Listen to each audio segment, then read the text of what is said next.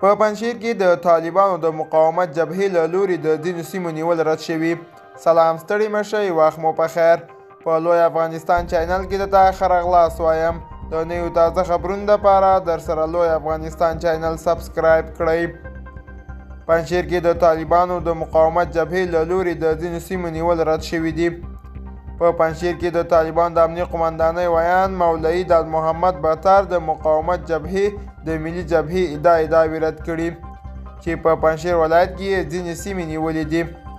مولوي بطار وایي چې پرون مازدیګر مخالفینو په ځینو سیمو کې ډزې وکړې چې بیا بیرته د غرونو څوکې ته په شا وشول.